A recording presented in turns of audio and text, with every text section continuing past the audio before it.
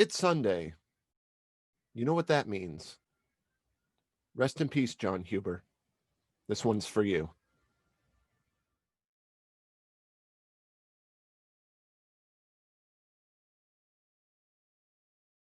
Hey, YouTube. This is Gregory Nelson. Welcome to What Did I Just Watch? Episode 12. In this YouTube series, I introduce my favorite people to my favorite moments in professional wrestling. We cover moments that go to the absolute limit and discuss how they create drama, tell a story, and keep those viewers wanting more. This past weekend, the pro wrestling community was shocked to learn of the passing of Jon Huber, also known as Luke Harper in WWE, or Brodie Lee on the Independents and AEW. I want to thank Susie for getting together with me so quickly to do this episode. As soon as I found out the news this past Saturday, I shared it on social media, and Susie was my only friend who isn't a wrestling fan to really reach out and show her support. I was heartbroken this weekend. I was gutted. So, dude, thank you. You know how rough of a weekend it's been. I know. It's sad. It's terrible. I didn't not even a wrestling fan, and it was terrible. Since Huber's passing, the world of professional wrestling has come together in huge numbers, mourning the loss of not just a wrestler, but the loss of a husband, a friend, and all-around great man. Susie, 41 years old. Like, that's 7 years older than I am right now. You know, we're learning Huber passed away from a non-COVID related lung infection. And I've also learned that the entire AEW locker room has been aware of his health conditions since October, but out of respect to his family, the matter's been kept quiet. Huge props to AEW for doing that. That company operates like a family. And speaking of family, they're doing things like paying Huber's family the rest of his contract. His son, whose name is actually Brodie, at 8 years old, was offered a contract with AEW earlier today. Susie, that kid is gonna fucking wrestle someday, and it just warms my heart. It makes me hope that I'm still alive to see this kid wrestle someday. Yeah. Aww. And you know, since Saturday, I've learned so much about him as a man. I learned that every day on Twitter, he would post the name of the day followed by, you know what that means, almost as a get out, it's ready to go and get out and grind type of attitude, doing something with every day of your life. So for today's episode, I gave Susie 2 clips and a full match to watch. Our first clip, produced by WWE, shows us Luke Harper as a man revisiting his old stomping grounds as an independent wrestler. We visit Samurai Martial Arts in Rochester, New York. He's helped put on shows in this dojo before and never really thought it would turn into a real job. Throughout this segment, we also learn his ring name, Brodie Lee, comes from the character Brodie Bruce, who was played by Jason Lee. So you get Brodie and you get Lee. He does actually really look like him, too. Oh my gosh, he does. They also make references to Shakara. If any of our listeners out there have never seen a Brodie Lee match from Shakara, go check it out. There's tons of stuff on YouTube. Brodie wound up holding on to his ring name, but wound up changing his character into this redneck trucker type character, which wound up kind of transitioning into what Luke Harper wound up being. Around this time, he was doing extra work in WWE, and all around the same time, he was injured, his wife was pregnant, and he was also jobless. And then he lands a contract with WWE, finding out he's going on the road with them. And the final part of this video package we see are all these awesome shots of Huber with his son Brodie, like backstage associating with all the wrestlers. And you can tell this kid is a fan. And this whole video package, even though it was produced 2 years ago, just like not only like warms my heart, but it just like makes me want to cry just watching it now. Our second clip really shows us into what Luke Harper's character was. I want to thank TommyBoy313 on YouTube for putting this video package together so I could steal it and use it on my show. So thank you, TommyBoy313. Tommy! So this video package, it shows Luke Harper as like a weird, spooky redneck style of character. And, you know, sadly, that's all WWE really saw in him. He was never really seen as a main event guy. You know, you never heard of this guy until now, right? No, never. Yeah, And he it's a real wasn't a John shame because I Cena. love to watch him. Yeah, he wasn't a John Cena. He wasn't a Rock. He wasn't, all these names you know. He was a guy on the middle of the card, putting on great matches, but not necessarily really getting noticed. Harper was best known for his work with Eric Rowan, and this team never saw a whole lot of the tag team championship picture, but I absolutely love this tag team. Unrelated, he's also pretty cute. Is it the beard? He actually, well, as you know, like I love The Rock. He's my boy, but this might have tipped the scales a little bit for me. Really? I loved him. I was like, yeah, I definitely. He's cute. He was very lovable, charismatic. I liked him. So towards the end of this video package, we see this rivalry with Randy Orton, Bray Wyatt, and Luke Harper. But this storyline just flopped. Harper became kind of the third wheel.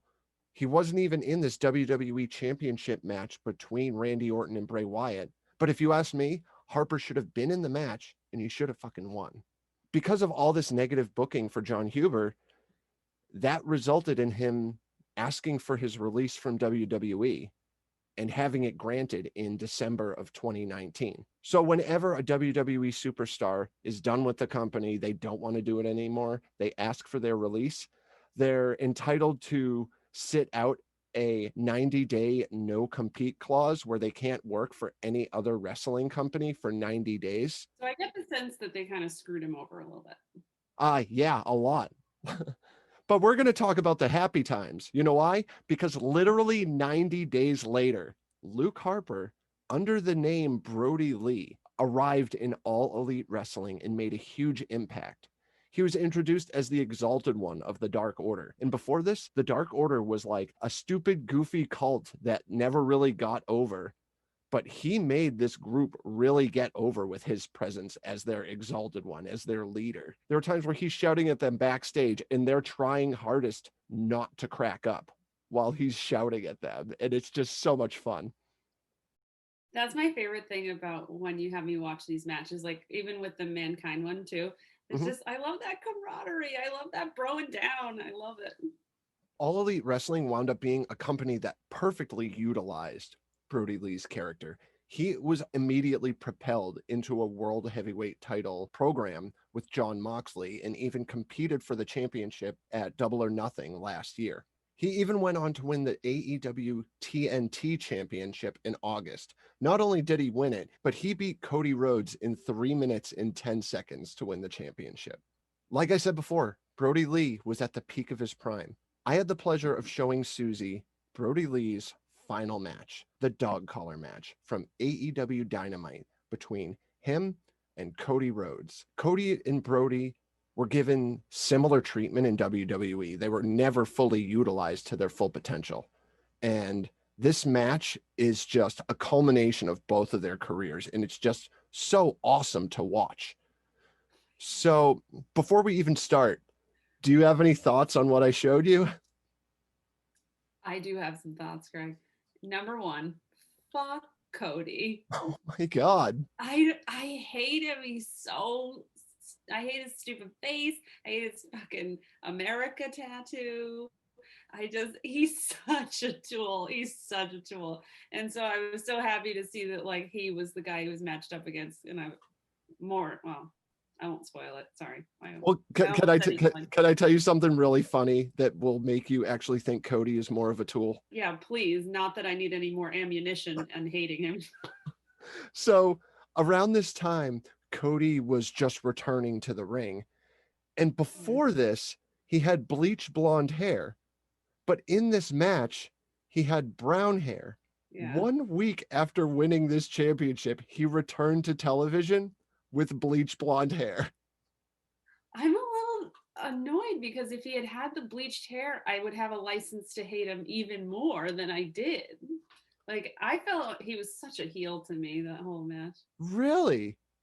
He was my heel. I know, maybe, although I will say it may have gotten like a little bit skewed because I watched it right after those clips of Brodie Lee, and so I was all like amped up on Brodie Lee's side. So I've fallen into a it's not terrible. totally fair to hate Cody, but like, come on, that dude is so annoying. What do they call him? Like the Great American Boy or something? The American Nightmare. The American Nightmare. That's more like it. That's a fitting name. Well, he's the son of the American Dream, Dusty Rhodes, so he's just following on his family's legacy. That's him? Yeah. Oh, I did not put those two together. Cody, he's accompanied by his wife, Brandy, and his coach, Arn Anderson. Arn Anderson is just a legend. He was part of the Brainbusters back in the 80s, and this dude is awesome. Okay. And then next, Brodie, he's accompanied by Anna Jay and John Silver. And I just see John Silver as this evil henchman next to him holding the chain. What do you think about this guy? Oh, you mean that little chode dude? Oh my God. John Silver's a legend. That dude's hilarious. No, I'm sure he is. But I mean, outsider's perspective, I'm like, where the fuck did he come from? I kind of compare him and Brodie's relationship to like Gaston and LeFou from Beauty and the Beast. That's a good one. I like that. Oh, he's adorable. I love him. Brodie is just like, Brodie's so big and like imposing. So I guess maybe everyone looks tiny next to him, and he's just got so much hair. It's just quite a contrast. Both men are in the ring. They start announcing both competitors. Before they do, though, they mention that there's a doctor at ringside. You never get a doctor announced at ringside in a wrestling match unless it's going to get really messed up. I had that noted to ask you because I was like, is this a thing I don't know about? Because I would love to be a nurse at ringside. That would be amazing. They also show Greg the Hammer Valentine, who's famous for having dog collar matches of his own sitting in the crowd. Yeah. And as soon as both men are joined by the neck, the bell rings. And the very first thing to happen, poor little John Silver is hit with the chain and knocked to the ground. Brodie immediately takes advantage of this with a big boot, an elbow, and a scoop slam. And then the camera pans over to John Silver and gets this close up on his face. He's busted open. And this is the first of many facial close-ups in this match that are just spectacular. When I saw that he was bleeding, I was like, already there's blood? Cody then bites off a little bit more than he could chew very early in the match. He just runs up to the top rope looking to hit a springboard cutter, and Brodie just yanks on the chain, pulling Cody to the ground. You come at the king, you best not miss. Next, we see the match find its way to the outside of the ring, and we see Brodie pick up Cody and just smash his face into the ring apron. That felt good. After this, it seems John Silver can't catch a break. He takes a seat in a chair on the outside of the ring. Cody makes a run for Brodie, trying to deliver a drop kick. Brodie dodges the attack, and Cody drop kicks John Silver instead. I feel like if you watched every week, Susie, you would absolutely fall in love with John Silver. Do you think so? Really? Okay. Too good. You got to see this guy's out of ring work and in ring work. He's so much fun. Brodie returns to the middle of the ring, dragging Cody behind him by the chain. This is just brutal. As soon as Cody gets in the ring, Brodie immediately knocks him right back down with the chain. This is awesome. Next, we see Brodie just drag the chain across Cody's face. Cody's busted open, and we get this very quick shot of Brodie wiping Cody's blood across his face.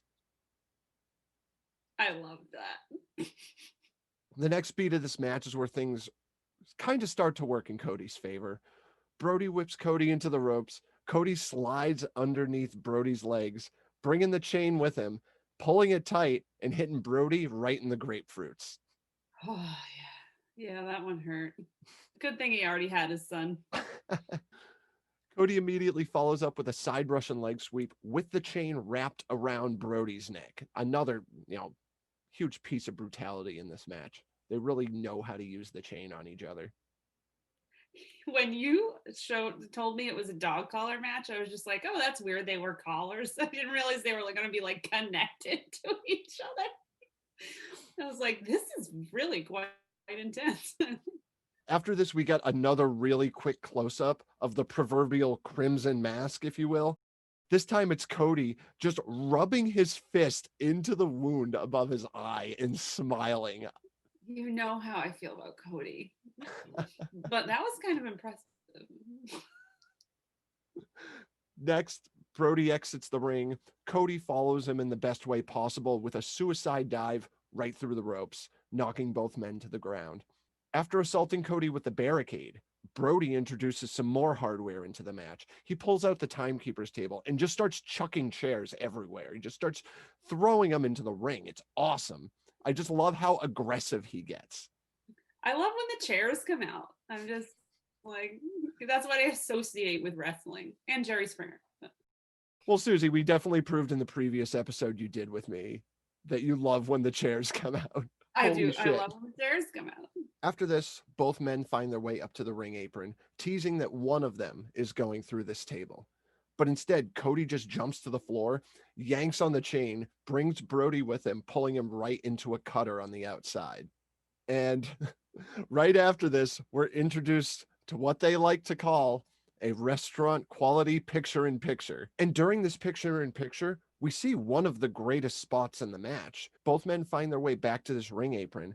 Cody is just beating the crap out of Brodie with this chain and manages to hit a package pile driver off the ring apron through the table that's set up on the outside. When Brodie rolls over, his face is just drenched in blood. It was a bloody match. Yeah, it was. Like, from the first 10 seconds all the way through. Seriously. Next, we see Cody just gets in Brodie's face, telling him to get up. When Brodie finds his way to his feet, Cody just wails on him even more with the chain. With Brodie grounded, Cody just starts whipping Brodie even more with this chain. It's just so brutal. And I can see where you're coming from, thinking that Cody could be the heel in this match, because you kind of got to do some heelish stuff to win a match like this. Yeah. I mean, also, I feel like it takes a lot of skill. The hyoid bones can be broken very easily. They're like a delicate bone in your neck, and they're just whipping each other around by the neck. After this, we see Cody just keep laying these fists with the chain wrapped around it again and again. And that's just his main course of offense he's really relying on to win his championship back, because let me remind you, he lost this belt before in 3 minutes and 10 seconds. Next, we see Cody wrap the chain around the turnbuckle and uses the leverage to choke Brodie with the chain. I love that part. Cody hits Brodie at least 2 more times in the face with his chain before being dumped outside the ring. But Brodie brings him right back in, choking Cody with the chain. And when Cody finds his way back into the ring, he runs right into a boss man slam. So it's like an inside and then an outside and then a back inside and then running right into a huge power move. I love the back and forth there. At this point, there was a nice little bit on commentary where JR says, "You don't go to wrestling school and have inanimate object day." And then he just did this little mocking voice where he's like, "Today we're going to cover dog collar matches." Everybody leaves. So after this boss man slam, Brodie goes for the pinfall. The referee counts 1, 2, and Cody kicks out. Brodie then punches Cody in the face at least 3 times with the chain wrapped around his hand. I don't think we even need to get into the possible concussions going on here right now. I mean, I think I like to count to see, like after our last match. I think I lost count. Maybe 4, 5, 6 is where I just was like, well, you know. Next, out of nowhere, Brodie just picks up a chair and just chucks it at Arn Anderson, but Arn just dodges it. And at this point, we have Arn in the ring standing up to Brodie. Alex Reynolds from the Dark Order runs out to the ring to help and runs into this awesome Arn Anderson spine buster. And like the fact that this dude is in his late 60s and can deliver a spine buster like that is ridiculous. Yeah, man, I can barely get off the couch. Right after this, Brodie hits Arn with a chain, knocking him out of the ring. And Cody doesn't like this, not one bit. So Cody attacks Brodie. getting a combo of moves in, and then going right back into shots with the chain. At least like 5 more shots to the face with the chain. Next, Cody just straight up starts choking Brodie with the chain. He has him in the middle of the ring, and he's literally trying to just choke this guy out at this point. That is such a dangerous stunt. I couldn't believe how often I was seeing it. I was like, stop it. And at this point, we actually get another great quick close-up of Cody smiling with the blood smeared across his face. And it just adds so much to the match. I love it. Yeah, man. That guy's nuts. So not learning his lesson before, Cody goes up to the top rope again, and he hits a huge moonsault off the top rope while still attached to Brodie. He goes for the pin, and the referee counts 1, 2, and Brodie kicks out. And next we see a brilliant back and forth of moves. Cody goes to deliver another chain-wrapped fist to the face of Brodie, to which Brodie responds with a huge super kick. And when Brodie goes for a second super kick, Cody counters with his finishing move, the Crossroads. The referee counts 1, and Brodie kicks out at 1. Dude, Brodie kicks out of his finisher at 1, and it's just insane. I love him. Right after this, there's awesome close-ups on both faces of Brodie Lee and Cody Rhodes, where they're both just still ready to put their bodies on the line to be the better man here. Brodie immediately takes advantage with 2 super kicks and a power bomb right onto the chain. Again, Brodie goes for a pin, and the referee counts 1, 2, and Cody kicks out. Next, both men find their way up to the turnbuckle, and Brodie hits a huge superplex onto Cody. Both men are beat and continue to lay punches into each other while making their way to their feet. And there's even this one part where Cody just starts planting Brodie's face right into the mat, and you can just see the blood everywhere. Oh, God. That is like not hygienic. So right after this, Cody bounces off the ropes and runs right into a release dragon suplex. Yeah, that's the name of a wrestling move. Okay. Brodie goes for his finishing move, the discus lariat. Cody counters, hitting the final cut. The final cut is not his finisher, but is the finisher of his own brother, Dustin Rhodes, otherwise known as Gold Dust. Oh, so Goldust and Cody are both Dusty Rhodes. Oh, Goldust. Why don't I know that? They are actually half brothers. They have the same daddy, different mamas. Oh, yeah. Well, there's a huge age gap between the two as well. How big? At least like 15, 20 years. Oh, geez. Okay. Yeah. Who's Goldust is older, obviously. Yeah. Mm-hmm. Yeah. We then get another insane close-up of Brodie's face. The chain is wrapped around his face at least 3 times, and the blood is just everywhere. It's insane. I have a weird hobby, don't I? Oh, I love it because, I mean, I like that gory stuff too, but I was just like, it's not where I expected to see it is all. So Cody gets up and delivers a second Crossroads with Brodie's head wrapped in the chain. He goes for the cover. The referee counts 1, 2, 3. Well, it's just when you asked me to watch this match about Brodie and his whole thing, I thought he was going to win because it was his, and like, I mean, obviously he didn't know, and no one knew it was going to be his last match, but like, just the way, the order in which I watched the clips, I was like, Brodie's my boy, he's going to come out on top of this, and then he lost. I was like, what? Why would he show me this? So I've learned something about myself while doing this show, that I have a terrible habit of showing a great match of someone, specifically the person we're talking about in the episode, and they don't win the match. Because this is like what you did to my boy Mankind, that hurt. I'll be honest, Susie, this is the second episode I've shot today, and the same exact thing happened earlier. You sneaky little bitch. Well, I'm also trying to prove to people that a great wrestling match isn't about who wins or loses. It's about what happens during the match and all of that drama they build during the match, because nothing builds drama like blood. Look at this. Look at what we just watched. Hey, man, it's preaching to the choir. Blood is my life. It's a fantastic match. It was so good. Do you have any final thoughts on the match before we wrap up today?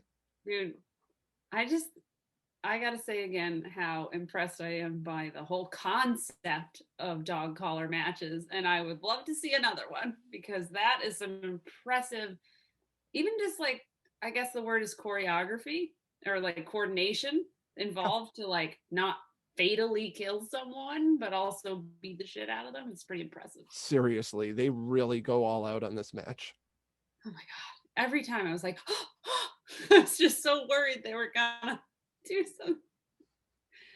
Now, I also want to mention, like, at the time of recording later tonight, All Elite Wrestling is doing a full 2-hour tribute episode to Brodie Lee. And I cannot wait to watch it. It's going to warm my heart. It's going to bring closure, but I'm probably going to cry my eyes out the entire episode. Oh god, he's so young. So young. And Yeah. we really haven't seen like a big, shocking death like this since the death of Eddie Guerrero, really. Yeah. And you And don't like, really see this outpouring of love like on this level for most pro wrestlers, because most pro wrestlers, they'll go later in age when they're not in the spotlight. well, that's what I wanted to ask you. I wanted to ask you, like, is he's 41. So, like, in terms of a wrestling career, like, that's still pretty much in your prime, right? Or Yeah, is, he had I mean, like, I know, like, in football, maybe it'd be like rounding it out, but yeah. I will say some guys like Chris Jericho is 50 years old and is still wrestling. A guy like yeah, Brodie Lee, I though, love Chris Jericho for I the love Chris record. Jericho as well. Love him. So Brodie Lee, though, had at least 4 really good years left in him if he wanted to end his career early. I loved watching him too. I'm bummed that I'm not going to see like a new match from him from you, obviously, because I only see what you give me. Well, Susie, you have my network info. When this episode airs, I'll have a full list of all my favorite Brodie Lee matches in the bottom. And that being said, I really want to take this time to send out my thoughts and well wishes to all the family, friends, and fans of Jon Huber. This is a tough time for wrestling right now. And all of us coming together as a whole and doing what we need to do to support each other in these times is just really important. And I hope everyone takes the time they really need to embrace the moments we had for him. And, don't necessarily be sad that it's over. Just be happy that it happened. Rest in peace, Jon Huber. You will be missed. Thanks again for watching. Take care.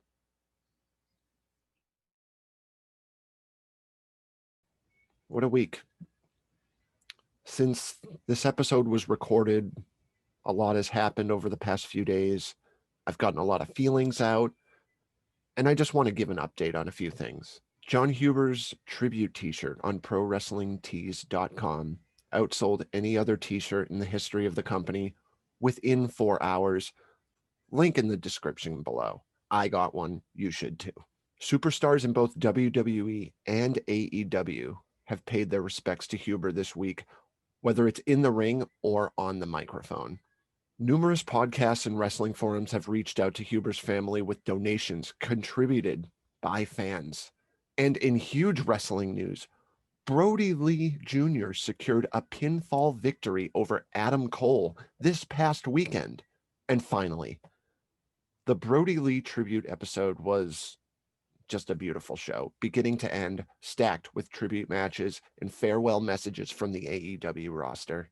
My favorite highlight of the night was the 6-man tag of Hangman Page, Alex Reynolds, and John Silver versus MJF, Santana, and Ortiz, with John Silver hitting Brodie's discus lariat to win the match. We also had an appearance by Huber's former tag team partner, Eric Rowan, with a farewell message of his own. And the show closed with a beautiful tribute in the ring, which began with a wonderful promo by Cody. Huber's wife, Amanda, and his son, Brodie, were present, and his wrestling boots were left in the middle of the ring. AEW president Tony Khan then presented Brodie Jr. with the TNT Championship, telling him he is the TNT champion for life. It was later announced that the design of the TNT Championship would be retired in the memory of Jon Huber. And finally, the show closed with a heartwarming video tribute. I can't even explain how touching this was, I dropped the link in the description below. Go check it out. And finally, to anyone out there who still says wrestling's fake, it's still real to me, damn it. Rest in peace, Jon Huber. Thanks again for watching. Now, go tell your friends you love them.